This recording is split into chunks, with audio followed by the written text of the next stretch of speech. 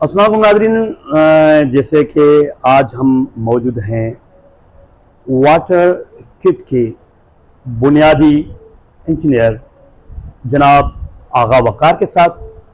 आज हम उनसे गुफ्तगू करेंगे कि आगा वक़ार क्या है, आगा वक़ार क्यों है और आगा वक़ार के हालात क्या हैं। ये सारी बातें आगा वक़ार से जानेंगे कि उनका क्या कहना है, क्यों आगा वक़ार को सताया जा रहा है, आगा वक़ार ने ऐसा कुछ क्या किया है जो आगा वक़ार सिर्फ एक कमरे तक महदूद हो गए हैं। अस्सलाम वालेकुम आगा वक़ार, कैसे मिजाज हैं आपके? वालेकुम सलाम फ़ारिक गुल साहब, मेहरबानी आपकी। खैर व खैरियत से हैं? अल्लाह के एहसान, आपकी दुआएं फर्स्ट क्लास हैं। मेहरबानी आपने भाईजान, आपने टाइम निकाला और मुझ नाचीज़ तक पहुँचे आप। मेहरबानी आपकी, बहुत बहुत शुक्रिया। मैंने सवाल ये किया है आज कि आगा वक़ार कौन है, आगा वक़ार क्या है, आगा वक़ार क्यों ऐसे हैं। ये सारी बातें आपसे जानेंगे, आपका क्या कहना है इन सिलसिलों में। ये जो बातें हो रही हैं आपके हवाले से कि आप पाकिस्तान को छोड़ना चाहते हैं, क्यों छोड़ना चाहते हैं, ऐसा क्या किया है आपने कि हालात आपके ऐसे बन गए हैं कि आपको मुल्क छोड़ना पड़ रहा है, क्या बात है? अस्सलाम वालेकुम भाईजान, पहले तो आगा वक़ार कुछ भी नहीं है। मैं एक गरीब फैमिली से हूँ, खैरपुर डिस्ट्रिक्ट से। जी। और मेरे वालिद साहब अल्हम्दुलिल्लाह मुमताज़ कज़लबाश CM खैरपुर के सेक्रेटरी थे, PS थे, और इंतहाई गरीब फैमिली से हैं हम। और आगा वक़ार कुछ भी नहीं है इस साइंस की दुनिया में। साइंस की दुनिया में जो मैंने 2012-11 में मैंने इनको एक टेक्नोलॉजी मुतारफ़ कराई, पानी से गाड़ी चलने की। पानी एज ए फ्यूल हम इस्तेमाल कर सकते हैं बिल्कुल। कि मुस्तकबिल का जो हमारा एनर्जी होगी वो पानी से होगी। उसमें यह है कि हमारा फॉसिल फ्यूल या कार्बन ने पूरी दुनिया को तबाही मचाई हुई है। इससे बचने के लिए अल्टरनेट क्या किया जाए। पानी पानी एक ऐसी टेक्नोलॉजी है जिसमें अगर हम यूज़ करें तो हमारी उसका इनपुट भी ऑक्सीजन है, आउटपुट भी ऑक्सीजन है। हमें दरख्त लगाने की भी ज़रूरत नहीं पड़ेगी अगर ये वाटर किट हम ले आते हैं तो। इतनी ऑक्सीजन हो जाएगी, ना बीमारी रहेगी ना कुछ और बीमारी जब ना रहेगी तो इंसान की हयाती ऑटोमेटिक बढ़ जाएगी। ज़ाहिर है, अभी तो पाकिस्तान के जो भी लोग हैं उनकी 60 से ज़्यादा तो उम्र है नहीं, 60-65 ठीक है, चल गया 70, नहीं तो नहीं है, बस आखिरी एवरेजली 50-55। 50। तो ये एक टेक्नोलॉजी के अलावा जो है हमारा धरती का और इंसान ज़ात की बका है इसमें। चलो, मैं गवर्नमेंट को जो मैंने 2011 में करके दिखाई वहाँ चला गया। मैं एक बात, मुझे जो आप कह रहे हैं कि पाकिस्तान क्यों छोड़ने के चक्कर में है, मैं दावा से इस चैनल से सबको ये बोल रहा हूँ कि कोई भी गवर्नमेंट का बंदा, कोई भी इंडस्ट्रियलिस्ट, कोई भी इन्वेस्टर, कोई भी एक बात आके साबित करे कि ये मैंने टेक्नोलॉजी बनाई, किसी से 1 रुपया भी लिया है। गवर्नमेंट ने 3 महीने तक मुझे रखा। गवर्नमेंट का कोई बंदा आके मुझे बोले, ISI बैठी हुई है, MI बैठी है, FI बैठे हुए हैं, मुझे बताएं कि गवर्नमेंट से मैंने 5,000 भी लिए हो कि भाई मुझे किराया देने में अपने करूँगा। तजुर्बे के हिसाब से जो वाटर किट में वहाँ बना रहा था, एक देखिए जी, तजुर्बा करते हैं, एक चीज़ बनती है इसको 100 बार बना के बनाना पड़ता है, तोड़ना पड़ता है। ये सारा खर्चा इस टाइम और 2011 का टाइम कैलकुलेट करें तो मैंने कितना किया है। गवर्नमेंट मुझे बताए कि कोई फंड मुझे उन्होंने दिया हो। एक बात, जब मैं पूरी हर चीज नहीं, आपने तो अपने शौक के हवाले से किया था ना। शौक के हवाले से किया, सब कुछ करके मैंने उनको दी कि भाई ये लो, ये आपका फ्यूचर फ्यूल है। इसके अलावा 8 प्रोजेक्ट मैंने उनको दिए। वो कौन से हैं? एक वाटर एज ए फ्यूल, दूसरा परपेचुअल मोशन मशीन, जैसे बिजली पाकिस्तान की फ्री करके दूंगा मैं। 2 पानी से नहीं, वो एक अलग टेक्नोलॉजी है, अच्छा। परपेचुअल मोशन मशीन, जो मैंने खुद रखी भी हुई है और सबने देखी भी हुई है। नहीं तो मेरे यूट्यूब चैनल पे पड़ी हुई है, वो भी देख लें। ओके। तीसरी, मैंने इनसे कहा था कि आप जो हमारी बंजर जमीनें पड़ी हुई हैं, डिजर्ट थर्ड की, थरकोल की, इसमें प्रोजेक्ट लगाएं, इसको आबाद करें, फर्टाइल करें, खरबों डॉलर्स की आपकी आमदनी वो है, हमारी जो रोजगार है वो सारा का सारा, जो एक एक बंदे को 10-10 एकड़ देंगे फिर भी हमारी जमीन बचेगी, कोई बेरोजगार नहीं रहेगा और पाकिस्तान की मईशत आसमान पे जाएगी। दो, तीसरी मैंने इनसे कहा था कि पानी की लिफ्टिंग के जो है 11,500 ट्यूबवेल लगे हुए हैं जो लिफ्टिंग पानी हो रहा है, मैंने कहा ये सारे फ्री करके देता हूं मैं आपको। उसके बाद मैंने इनसे कहा था कि समंदर के पानी से गैस इलेक्ट्रोलाइसिस के थ्रू 4 गैसें निकलती है, ऑक्सीजन, हाइड्रोजन, नाइट्रोजन, मेथिन, ये सारी निकलती, वो हम सिलेंडर भर भर के दें तो पूरी दुनिया में हम सप्लाई कर सकते हैं। तीसरी, जब फ्री इलेक्ट्रिसिटी हम बनाएंगे पूरी दुनिया की इंडस्ट्रीज हमारे पास आ जाएंगी, इलेक्ट्रिसिटी का, एनर्जी का हर जगह प्रॉब्लम है। वो फॉरेस्ट की जमीनें मैंने कहा था जितनी भी काबिज है आपके वडेरों, सियासतदानों, ब्यूरोक्रेट्स के आते हैं वो सारी लीज कर दे गरीबों को, वो मेहनत भी करेंगे, इससे कमाएंगे भी, आपको रेवेन्यू इतना आएगा कि आपकी सिंध की किसी भी जगह से रेवेन्यू लेने की जरूरत नहीं पड़ेगी। मेरे ख्याल में आधे से ज्यादा जमीन तो लीज हो चुकी है। नहीं, वो सारी वडेरों इनके 4-4, 5-5 हजार वो वडेरों के पास है, वडेरों गरीब के पास नहीं है। 1 रुपया भी गवर्नमेंट के खाते में नहीं जाता। बिल्कुल, ये अगर बात बिल्कुल 12 लाख एकड़, 10 लाख, 13 लाख जो भी एकड़ अगर गरीबों को 10-10 देंगे, 10-10 एकड़ देंगे, 10,000 भी उससे लेंगे तो हमारा अरबों रुपए बन जाएंगे। ये प्लान हो गया। तीसरी, मैंने इनसे कहा था थरकोल से आप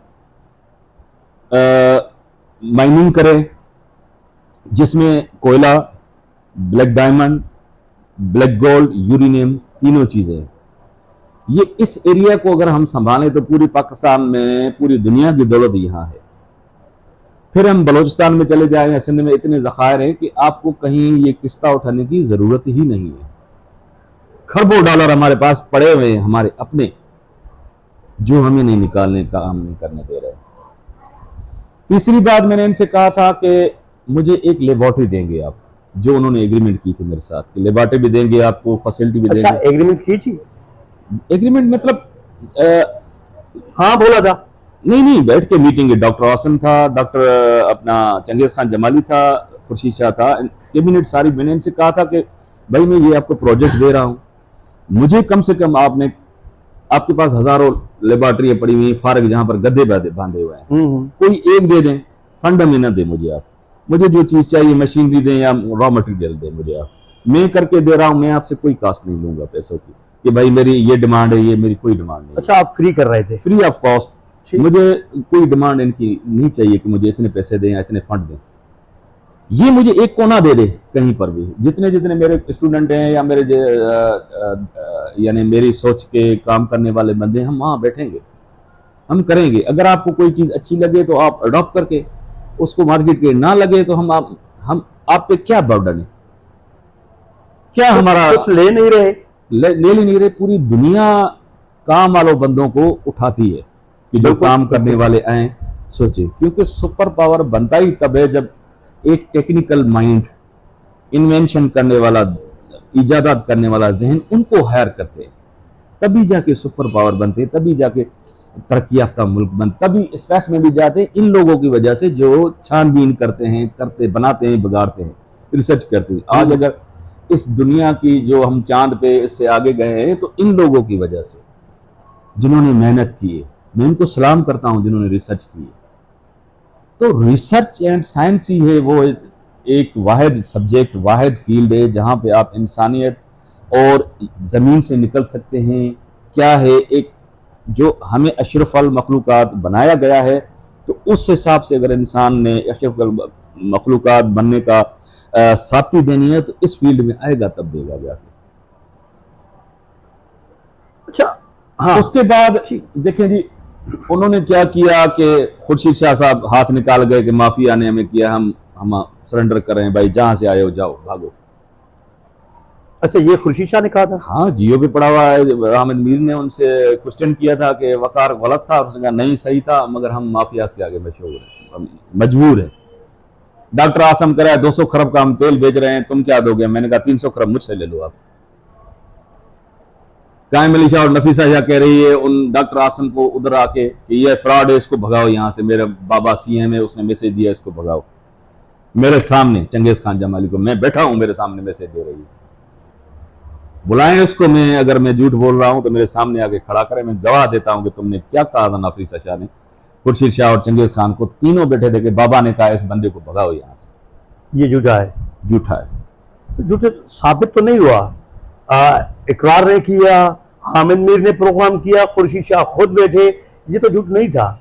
नहीं देखें फिर जी, कैसे बोल रहे हैं? देखें जी, ये सारे ये बोल रहे हैं कि पानी से जो आप करंट दे रहे हो, हाइड्रोजन निकाल रहे हो, वो हाइड्रोजन निकालने की कीमत जो है वो महंगी पड़ रही है। ये झगड़ा इसी पे कर रहे थे। अच्छा, मैंने इनसे कहा कि भाई आप टेस्ट करो, देखो अगर महंगी पड़ रही तो छोड़ दो, सस्ती पड़े तो करो। हाँ, वो मैंने इनको तजुर्बा तो करो। साबित करके यही चीज दिखाई कि सस्ती पड़ रही है, तेल से 1000 गुना ज्यादा कम पड़ रही है। अच्छा, 2011 में तेल लीटर कितने था? अब तो याद नहीं मुझे, मेरे ख्याल में पता नहीं कितने था। चलो ठीक, 50 होगा, 50-60 से तो ऊपर ही था 60-70, मेरा। चलो। हाँ। तो उस टाइम भी मैंने इनसे कहा था कि ये लीटर हमें 10 रुपए से ऊपर नहीं पड़ेगा। अब भी मैं ये इनको जो कि अब पेट्रोल 300 के करीब है। अब भी अगर ये करें तो 10 रुपए से ऊपर के ये फ्यूल ऊपर नहीं पड़ेगा इनको, क्योंकि मैंने ये एक वीडियो मैंने रखी हुई है कि 2 रुपए से मैंने 15 PSI का प्रेशर निकाला है हाइड्रो ऑक्सी से, 2 रुपए की कीमत में। ओके, अगर 10 रुपए की कीमत में निकालें तो ये कितना बन जाएगा और कितनी गाड़ी इससे चलेगी, आपके सामने आ जाएगी कैलकुलेशन पूरी की पूरी। दूसरी बात मैंने इनसे कहा था, परपेचुअल मोशन मशीन मैंने जो मेरी वीडियो में पड़ी हुई मैंने बना के दी थी इनको कि इससे फ्री बिजली बनेगी, यानी आपने कोई भी डैम नहीं लगाना, कोई भी विंड पावर नहीं लगाना, सोलर खरीदना नहीं है। हाँ, सारी मैं करके देता हूँ, मगर उनकी सोलर की अपनी कंपनियां हैं जो खरबों रुपए डॉलर सिर्फ इसलिए नहीं बनाई कि हमने खरबों रुपए डॉलर बनाने और सोलर की कंपनियां यहाँ इनके मथे में लगानी है और सारा पैसा बाहर निकाल के जाना है, वो वहां खत्म कर दिया इन्होंने। इस वजह से ही काफी वजह है। वजह यह है कि हमारे मुल्क में जितने भी हमारे हुक्मरान हैं उनका किसी का भी यहाँ पर कोई मिल्कियत नहीं है, सारी हाँ, फॉरेन में है। बिल्कुल है, ब्यूरोक्रेट्स ले लें, SP DCs ले लें, जो इनकी सारी जो भी है। तो वो हमें यहाँ बनाएंगे क्यों? उनको पता है कि यहाँ सिर्फ हमने लुटना है और बाहर ले जाना है, ये एक माले गनीमत है जिसको लूट के ले जाना है यहाँ से। कोई इंक्वायरी नहीं करेगा कोई कौन? काम, हाँ, करने वाले जब हाँ, वो हैं तो तो कोई नहीं करेगा। ठीक है। उसके बाद उन्होंने हाथ निकाला, मेरी नौकरी खत्म कर दी। किस चीज में थी नौकरी आपकी? मेरी पुलिस डिपार्टमेंट है एज ए स्टेनोग्राफर। अच्छा, 93 में अपॉइंटमेंट हुए हैं, अब 28 साल हो गए हैं जो मेरे साथ इन्होंने डिपार्टमेंट वालों ने किया, वो इनके कागजों में लिखा हुआ है। देखें, 28 साल में प्रमोशन कोई नहीं, 28 साल में डिसमिस कर दिया, 28 सालों में इंक्वायरियां खत्म अभी तक नहीं हो रही हैं, जैसे मैं पूरे का पूरे डाकू ही सिंध का में हूँ। हो भी सकता है आप डाकू हो। हाँ, तो इससे जाहिर यही होता है कि हाँ, मैं एक आम आदमी नहीं, मैं एक बहुत बड़ा डाकू। बिल्कुल, जो डाकू है वो तो छुपे हुए हैं, और आप पहले डाकू हैं जो अपनी जगह में बैठे हुए हैं। क्योंकि देखे ना, आप राउंटी कच्चा सुना होगा, वहां एक डाकू बैठा हुआ है, वो भी वीडियो बना रहा है। अब तो उसकी वीडियो पे भी बैन लग चुका है कि भाई आप जो वीडियो बना रहे हैं वो देख रहे हैं लोग, और लोग मायल हो रहे हैं, इस वजह से बस अब तुम्हारी वीडियो जो भी शेयर करेगा उस पर FIR हो जाएगी। अच्छा, बात चल रही थी आपस में, तो आप कितने बड़े डाकू हैं? मैं इतना बड़ा डाकू भाईजान, जैसे मैं आया तो मेरी नौकरी खत्म कर दी गई जी। केसेस, कितने केसेस हुए? तकरीबन 6-7 केसेस थे, होंगे, याद नहीं है। अच्छा, सबसे बड़ा जो इन्होंने मेरे साथ ज्यादती की कि 2016 में सोरा खैरपुर के इलाके में मैं गया, जाता रहता हूँ, मेरा हाँ हाँ हाँ, मेरा 2 भतीजे, एक पेशमान था मस्जिद का, दूसरा एक ड्राइवर लिया था मैंने टैक्सी का, वो भी बेशमाम। रेंजर्स वालों ने हमें उठाया, 16 थानों पे ले गए, ऐसे पकड़ा जैसे नजरू नारे जो डाकू पकड़ा हो, कॉर्डन किया, सारी रात टॉर्चर किया।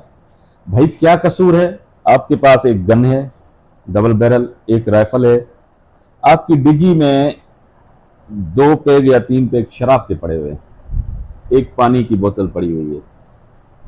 मैंने कहा ठीक है, ये तो लाइसेंस है, गन तो लेके जाते हैं हम, जहां भी जाते हैं गन होती है हमारे साथ, ये 100 किलोमीटर पे जाए तो गन तो होगी, लाइसेंस है। ये शराब अगर है, थोड़ी देर के लिए मैं मान लेता हूँ, चलो 2 पेग मैंने पिए, मेरा मेडिकल कराएं आप। अगर मैंने पी नहीं, आपने पी नहीं, आपका इरादा था पीने का। चलो मेरा इरादा था, ये मेरे भतीजे, इनका क्या कसूर है। 13D पेशमान पे की मेरी लाइसेंस की। अच्छा। दूसरी रेफल जो है मेरे ड्राइवर जो ले गया था बेचारा, उस पर 13D की। 2 भतीजों पे 13D की। सुबह सवेरे ले गए जज के पास, अपना अल्ताफ हुसैन खोसो, चूंकि मैं सीनियर सिविल जज था या जो भी था। हथकड़ियां, जज के पास सलाम किया। जज ने, जज छत से जाके लगा, हाँ तुमने मुझे सलाम किया। वहां उसने एक और FIR काटी कि इसने मुझे सलाम किया है, कोर्ट की बेहरमती की है, मैं इसके खिलाफ कंप्लेंट है, जो कोर्ट जी में केस चालान कर दिया। वहां से फिर उठा के इधर कोर्ट में आके गए कि ये केस तो था, ये केस खुद जज आप पे फरियादी हुआ है। 2 केसेस उसी टाइम बना लिए। गुड। ठीक। बड़ी मुश्किलों से जमानत के लिए आए भाई, ये लाइसेंस ये वो सारे। जज शाह साहब का वो जमानत उठाने के लिए तैयार नहीं भाई। ये रेंजर्स का केस है, कर्नल का केस है, उसकी खुद फट रही थी। मैंने कहा चलो जो भी हो, करते कराते पैसे वैसे वकील वकील करके जमानत हो गई। ठीक है। 1 साल तक कोड जी अलग हाजिरियां देते रहे, 1 साल तक सोरा अलग हाजिरियां हाँ। देते। ठीक है। साल के बाद जज साहब ने मेरे 2 भतीजों को, हमें 2-2 साल सजा, 5-5 हजार जुर्माना। जज साहब से मैंने कहा, जज साहब ये जो मेरे भतीजे हैं, इसकी मुझे भी नहीं आई, जब टीनेज हैं, आप निकले पूरे इलाके में देखें कि अगर इन्होंने कभी सिगरेट मुंह पे रखा है ना, तो मुझे फांसी चढ़ा दें आप। इनको चलो मुझे आप सजा दे दें, आपको जो भी है आप फरियादी बने, 3-3 केस, मुझे जो भी गोली मार दें। इनका मुस्तकबिल क्यों खराब कर रहे हैं आप। टैक्सी ड्राइवर बेचारा पागल हो गया, पेशमा बेचारा दाढ़ी वाला वो पागल हो गया। 2 भतीजे मेरे, दोनों को दौरे पड़ रहे थे, जेल में थे, बेचारों को देखने के लिए कोई तैयार नहीं था। अब मुझे बताएं, मैं जज साहब से, इनसे, गवर्नमेंट से पूछूं कि ये क्या है। उसके बाद चलो जेल में भी गए, अपीलें की, ये किया। अब एक बंदा नौकरी भी ना हो, खर्चा भी ना हो, साल तक ये हर हाजिरी 5-5 हजार भी दे, वकीलों को लाखों रुपए भी दे, कितना परेशान होगा वो। ज्यादा से ज्यादा। और हमारी वजह से जिन बेगुनाहों की जिंदगी खराब करें, वो क्या होगा। ठीक, चलो ठीक है, हो गया। उसके बाद आए हम भाई नौकरी पे। नौकरी में भाई मेरे सर्च बुक फाड़ दिया। वो केस मेरे ऊपर डाल दिया कि तुम्हारा सर्च बुक फाड़ा हुआ है। सर्च बुक पूरा का पूरा यहाँ पर डिपार्टमेंट के पास होता है भाई। उनको कुछ नहीं कहा, मुझे कर रहे, प्रोमोशन खत्म, इंक्वायरी मेरे ऊपर शुरू। भाई एक आपने मेरी जिंदगी तबाह कर दी, सर्च बुक फाड़ दिया, प्रोमोशन खत्म कर दिए, पोस्टिंग कोर्ट ने ऑर्डर किए हुए हैं कि यहाँ पर पोस्टिंग लो। SSP IG कह रहा है कोर्ट जाए भाड़ में, यहाँ हमारी बादशाही है। कोर्ट के हुक्म को तो कोई नहीं मानता। नहीं, देखिए जी, ये नहीं मानते वो अलग बात है, मगर एक दुनिया में कोर्ट की एक इज्जत है। कोर्ट एक वाहिद खुदाई, दुनिया में खुदाई पेशा है। हाँ। इन्होंने तो कुछ नहीं करना, मगर मैं कोर्ट का सहारा लेके वो ऑर्डर ले आया, वो भी मानने के लिए तैयार नहीं। क्या बोल रहे हैं। नहीं, जो करना है करो जाके। क्या बोल रहे हैं, इनसे कोई पूछने को तैयार नहीं कि 3 महीने हो गए कोर्ट का ऑर्डर आप रखे हुए हैं, वकार को ना प्रमोशन दे रहे हैं, ना पोस्टिंग दे रहे हैं, ना कुछ भी है। वो बंदा बैठा हुआ है जो लाखों रुपए महीने कमा रहा है, उसको कोई कुछ नहीं कह रहा। ये चलो ये जाती सवाल हो गया। अब आते हैं कि अब ऐसी क्या सूरत हाल बन गई है कि मुल्क छोड़े। आप छोड़ रहे हैं, ठीक है, आपने ऐलान किया है। हाँ। अब मुझे बताएं, यहां पर ना हमारे घर में आके घुस के हमारे ज्यादती कर जाते हैं। जाओ SSP के पास, वो नहीं सुनता। जाओ किसी के पास, वो नहीं सुनता। कोर्ट के ऑर्डर ले आते हैं, इनको देते हैं, वो नहीं मानते। जहां इज्जत महफूज ना हो, जहां रोजगार ना हो, जहां बंदा भीख मांगे, जहां दिन में 10 बार मरे, तो अब रास्ता क्या बचता है हमारे लिए। कहां करें, क्या कहें। तो मैं ये सवाल पूरी दुनिया से पूछ रहा हूं कि मुझे क्या करना चाहिए। मैं 12 साल से यही जंग लड़ता आ रहा हूं कि मैं अपनी सिंध में बैठूंगा, पाकिस्तान में बैठूंगा, इनकी खिदमत करूंगा। मैंने अगर किसी से आज दिन तक कोई रुपया लिया है, पैसा लिया है, कोई कुछ किया है, तो मुझे बताएं। जब अपना घर जलाया, सब कुछ करके मैंने इनको दिया है, कि इनका फर्ज ये तो नहीं बनता था कि मुझे लटका दें। मैं एक रिसर्च करके इनके आया, इसको आगे बढ़ाएं, आप इसको रिसर्च करें, ये तो अच्छी बात है, उनको अप्रिशिएट करना चाहिए। चलो ठीक है, नहीं कर रहे तो आप मुझे झूठा करार दे के बिठा दें। ये भी तो हो सकता है ना, मुझे आके कहें कि भाई ये सारा का सारा आपका झूठ है, फेक है। क्यों कहें? आप उठा के देख लें, अखबारें देख लें, गूगल पे चले जाएं, इंडिया 2012 में जो मैंने चीज की थी, आज उन्होंने न्योन सिटी सऊदी अरब ओमान से एग्रीमेंट किए कि हम हाइड्रो ऑक्सी आपको दे रहे हैं, पानी से सारी गाड़ियां भी चलेंगी, पूरी एनर्जी आपकी बिजली भी पानी से बनेगी, वो करेंगे, कोई भी फॉसिल फ्यूल वहां इस्तेमाल नहीं होगा जिससे कार्बन पैदा हो। जो चीज मैंने इनको 2012 में दी, 2023 में जाके इंडिया उसी चीज की एग्रीमेंट कर रहा है। अब मुझे बताएं कि हमारा दिल ना चले? जलेगा, बिल्कुल जलेगा। या तो आपको फेक कहते हैं ना, मुझे झूठा दे के वो कर रहे हैं। जापान जो टोयोटा है वो उन्होंने लगाई हुई है ये हाइड्रोजन की पानी की इंडस्ट्रीज। एशिया में सबसे बड़ी जो चाइना ने इंडस्ट्री लगाई है HHO की, वो पड़ी हुई है। उसने क्यों लगाई? उसके बाद पूरी दुनिया इस पर रिसर्च कर रही है, वो क्यों कर रहे हैं? मेरा कसूर ये था कि मैंने इनको आइडिया दिया, प्रैक्टिकल करके दिया, तो बस मेरा यही कसूर था कि मुझे आप इतना जलील करो, इतना मेंटल टॉर्चर करो कि या तो मैं खुदकशी करूं, या तो मैं पागल हो जाऊं, या तो मैं मर जाऊं। क्यों? आखिर मेरा सवाल जहन में हर वक्त ये करता है कि यार फ्रॉडी फ्रॉडी फ्रॉडी क्या है। अच्छा, दूसरी मैं आपको सीक्रेट बात बताऊं, अताउर रहमान जो मेरा मुखालिफ था, कोई है तो उनसे पूछे, तुमने मीटिंग की थी आपने सब साइंटिस्ट के सामने कि ये सही है, इसको प्रमोट करो, इस टेक्नोलॉजी को आप रिसर्च करो। उसको नहीं माना। भले अताउर रहमान से कोई पूछे, इसने पूरे साइंटिस्ट को बताया था जाके ये सही बंदा है, नहीं फिर भी किया, नहीं माना गया। नहीं किया। मैंने चीफ ऑफ आर्मी स्टाफ को किया, जो हर वक्त ये दो बजाता है कि हम मुआफिज हैं इसके। भाई किस चीज के मुआफिज हो आप? हमें कुत्तों की तरह नोचा जा रहा है। सियासतदान, ये ब्यूरोक्रेट जो बैठे हैं, DSP DCs SPs, पूरी दुनिया लूट के लेके जा रहे हैं। तुम लोग का काम तो यही है ना कि स्टेट की हिफाजत करो, हिफाजत करें, मुहाफिज फंड्स की हिफाजत करो, जो इकोनॉमी को ठोस पहुंचा रहा है, जो गिर रहा है उसको डंडा दो, इकोनॉमी ऊपर करो। आप तो उनके खुद के साथ खड़े हो। अब इस हालात में, इस जेल में बंदा कौन रहेगा? यहाँ आप इसको जेल बोल रहे हैं? जेल से बदतर है। जेल में भी कैदी के हकूक होते हैं।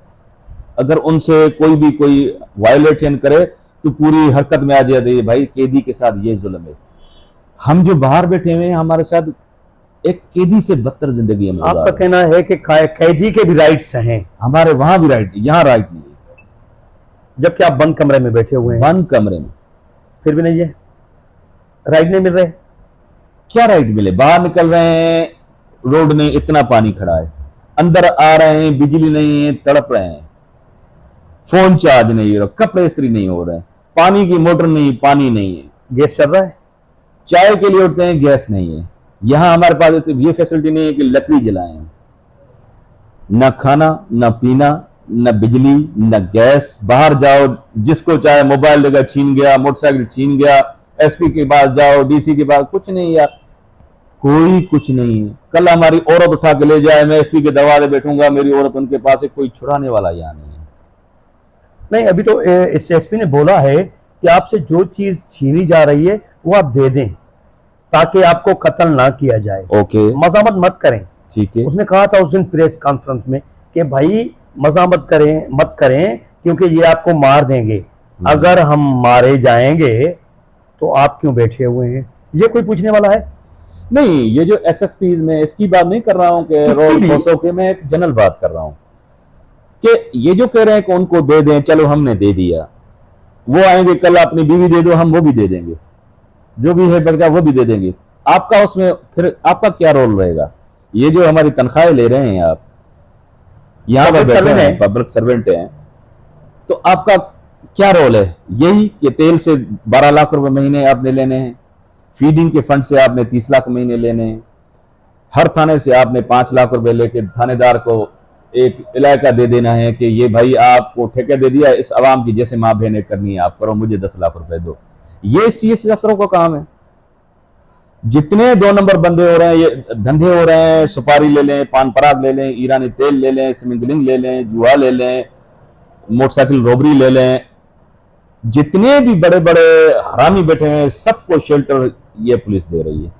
अच्छा, मैं आपको ये बताता चलूं कि कुछ दिन पहले एक लूट हुई थी डिस्ट्रिक्ट जेकाबाद के इलाके में, तो पुलिस मौजूद थी। तो पुलिस ने उस बंदे ने जो उससे लूट रहे थे, तो उसने कहा कि आप पुलिस वाले बैठे हैं, ये बंदे लूट रहे हैं मुझे, आप छुड़ा नहीं रहे। तो एक जो एहलकार बैठा हुआ था उसने उसे कहा कि भाई ये गरीब बंदा है, इसको छोड़ो। तो उस डाकू ने उस सिपाही को बोला कि आपका साहब हमसे पैसे नहीं लेगा क्या? आपका साहब हमसे पैसे नहीं लेगा? वो तो हमसे पूरे पैसे लेता है, फिर हम क्यों छोड़ें? वो लूट के चले गए और एहलकार बैठते देख रहा था कि क्या हो रहा है। सर जी देखें, इससे हालात बन गए हैं। नहीं, मैं वही अर्ज कर रहा हूं कि हमें अगर लूटा है, अगर बर्बाद किया है दो बंदों ने, एक एसएसपी ने, दूसरा डीसी ने। कैसा है? देखिए जी, डिस्ट्रिक्ट लेवल पे मुआफिज कौन है? एसएसपी है। बिल्कुल, आपके चोरी का, फरी का जो भी हो रही है, ये मुआफिज है। उसको 10,000 फौज दी हुई है। 10,000 फौज कम नहीं होती। करोड़ों रुपए बजट दी हुई है, गाड़ियां दी हुई है, वेपन्स दी हुई है, हर चीज, मोबाइल ट्रेसिंग के तरीके दिए हुए हैं, टेक्निक दी हुई है, बंदे दिए हुए हैं, टेक्नोलॉजी दी हुई है, हर चीज दी हुई है। अगर वहां पर ये खुद चोर आके थाने ठेके पे दे दें तो मुझे बताएं, हाँ, कौन बचाएगा आपको? कोई नहीं बचाएगा। कोई नहीं बचाएगा। ठीक है, अब इनको कौन लाता है? सियासतदान। क्योंकि सियासतदान की औताक, सियासतदान की मशीनरी चलाते यही है। किसको आपने मौका को पकड़ना है, एसपी उसको 4 एफआईआर करेगा, वो उसके घर पे जाके माथा टेकेगा सियासतदान के, फिर जाके उसकी एफआईआर विथड्रॉ करेगा। ये एक किस्म का उसका, ये जो हम दलाल कहते हैं ना, सबसे बड़ा दलाल एसएसपी डीसी है इनका। अगर ये इनकी दलाली छोड़ दे ना, सियासतदान एक टके का नहीं है। चलो, ये सारा कुछ ये इन्होंने किया हुआ है, हम थोड़ी देर के लिए मान, सियासतदानों ने, ब्रोकर ने सब किए हुए। अब आते हैं हम अपनी फौज पे। भाई हमारे साथ, इलाके के साथ, ये आपने तो जब फौज में आए थे सेकंड लेफ्टिनेंट बन के, आपने कसम उठाई थी कि हम अवाम की, मुल्क की हिफाजत करेंगे। जब हम पूरे के पूरे लुट रहे हैं, पूरे के पूरे मारे जा रहे हैं, पूरा का पूरा हमें चीन के डाकुओं की तरह एसएसपी हमें ठेके पे दे रहा है, पूरे अवाम को हर धंधा वो खुद करा रहा है, तो आप क्या यख मार रहे हो बैठ के? हम आपको अपीलें कर करके थक गए कि इनको डंडा दो, आप नहीं दे रहे, क्यों? फिर हम ये कहेंगे कि आप खुद गदार हो, तो फिर आपका वो सर्टिफिकेट बांटोगे कि ये बोल रहा है कि हम गदार हैं। क्यों बोल रहे हैं हम भाई? क्या हम दुश्मन है अपने के? जितनी हम अपनी फौज से मोहब्बत करते हैं, दुनिया का कोई बंदा नहीं करता। क्योंकि फौज है, फौज जिस मुल्क की है वो ही उसका तहफ़्फ़ुज़ करती है, वो ही उसकी जिंदगी है। फौज नहीं, ना आपकी जिंदगी है, ना आपका मुल्क है। फौज अगर ऐसे इन हरामी दलों के सामने बैठ जाए घुटने टेक के, तो हम यही कहेंगे कि तुम लोगों ने ये सारे हमारे ऊपर मुसलत किए हैं और ये सारा करता धरता तुम लोग। क्यों कहें हम इन टके के अफसरों को? क्यों बोले हम थर्ड क्लास सियासतदान जो वडेरा है, सारा दिन कोई चकला चलाता था, कोई मनशा चलाता था, आज एमएनए एमपी बना के बैठा? क्यों उनको बोले हम? अब जब इलेक्शन होती है तो करेक्टर रोल आप ही इनके करते हो। इनकी जो पोस्टिंग होती है इस अफसरा की, आपकी आईएसआई वाले उनके करेक्टर रोल की एनओसी देते हैं। क्यों देते हैं? ये इनको पता नहीं है? सब कुछ पता होने के बावजूद क्या हो रहा है। अब मुझे बताएं, जहां इतना जुल्म हो, इतना बर्बरियत हो, इतने ना आपकी इज्जत महफूज हो, ना आपका जान माल महफूज हो, आपको कोई सुनने वाला ना हो, तो उस जगह पर कोई रहेगा? मैं सबसे सवाल पूछ रहा हूं, ऐसी जगह पे कोई रहना पसंद करेगा? आप इसी वजह से मुल्क छोड़ रहे हैं। क्या करें? या तो मुझे कोई रास्ता दें कि भाई आप गलत हो। हम अपनी इज्जतें बचाने में पड़े हुए हैं भाई, इज्जतें बचाने में पड़े हुए हैं। कोई हमें दुख नहीं, कोई लॉस, हम सब लॉस बर्दाश्त कर सकते हैं, मगर जब हमारी इज्जतों पे हाथ आ जाए तो हम बर्दाश्त नहीं करें। जब पूरी सब चीज लुट गई, अब इज्जत बची वो भी लुट जाए, तो फिर आपने या तो आपने फिर ये काम करना है कि उठाओ भाई 4-5 सियासतदान मार दो, 4-5 डीसी एसपी मार दो, कैसे मार दो, कैसे मारेंगे? या आप छोड़ जाओ। दोनों में से एक काम तो करना पड़ेगा। या इलाका छोड़ दो या जंग करो, दोनों में से एक काम करना पड़ेगा। जंग तो आप कर नहीं सकते, फिर इलाका छोड़ देंगे, मैदान छोड़ देंगे। मैदान छोड़ सकते हो। अगर मेरे बच्चे ना होते ना, और ये माहौल में देख रहे हैं औरों के बच्चे, अगर ये हमें एहसास नहीं होता ना, तो शायद सब कुछ कर सकते हैं। वकार साहब, हर बंदे की यही कमजोरी है, यही मजबूरी है कि वो अपने बच्चे नहीं छोड़ सकता, हर चीज छोड़ सकता है। हाँ, छोड़ सकता है जब वो इस दुनिया से चला जाएगा। नहीं, दुनिया तो सब ने छोड़नी है भाई। ये खुश ना हो कि ये जो आज फ्रॉन बने हुए हैं कल नहीं होंगे। भाई आप खरबों रुपए कमा लो, कुछ भी कर लो, मरना आपने कुत्ते की मौत है, जरूर मरना है। मर भी गए, खरबों कमाने वाले मर भी गए। भाई जो आपके क्या नहीं बैठा हुआ है जजीरा लेके खरबों, कितना पूछो उससे जगह, उसकी हालत कोई देखे जाके, वो तो खुद खाना भी नहीं खा सकता। अभी मुशर्रफ था, वो खाना भी नहीं खा सकता था। जितने जनरल इसके खा पी भी नहीं सकते। किस काम के इसके? पूरी कौम के साथ धोखा करके, पूरी कौम को बेच के आप जजीरे बना रहे हो, वो आपके किस काम के हैं? वही कुत्ते की मौत मर रहे हो। ये कुदरत का कानून है। हमें अगर मार रहे हैं तो वो भी नहीं बचेंगे। मगर हमें इतना जलील किया गया है कि इंसानियत का जो एक दायरा होता है ना, इंसानियत के दायरे से हट के होता है जानवर। हमें जानवर के दायरे से भी निकाल के बंद किया गया है। जी नाज़रीन, आप देख रहे हैं कि आका वकार कितने सताए हुए हैं, कितनी ढेर सारी बातें हैं आका वकार के मन में, मगर फिर भी वो पाकिस्तान से मोहब्बत के लिए बैठे हुए हैं। मगर पाकिस्तान से मोहब्बत उसको गले पड़ रही है और उन्होंने फैसला कर लिया है कि वो पाकिस्तान को अलविदा करेंगे। वो 3 माह में करें, 4 माह में करें, 5 माह में करें, मगर उन्होंने ये फैसला कर लिया है। हमें ये फैसला कैसा लग रहा है, क्या होना चाहिए, आका वकार का साथ देना चाहिए, नहीं देना चाहिए, ये आप ही बता सकते हैं। हमारे यूट्यूब चैनल पे, KGTV के पेज पे ये सारी बातें आप हमसे कर सकते हैं, राय दे सकते हैं, कमेंट्स दे सकते हैं कि आका वकार को क्या करना चाहिए। आका वकार जो पाकिस्तान छोड़ने का फैसला कर चुके हैं, उसे कैसे रोका जाए। तो अगली बार फिर हम आपसे बात करेंगे इसी सिलसिले में। जब आपके कमेंट्स आएंगे तो आका वकार हो सकता है कि पाकिस्तान ना छोड़ने का फैसला करे। ये अब आपके हाथ में है, आप क्या चाह रहे हैं। आप क्या चाह रहे हैं कि आका वकार पाकिस्तान को छोड़े और पाकिस्तान की खिदमत ना करें, ये सब बातें अब आप हैं, आप ही राय दे सकते हैं।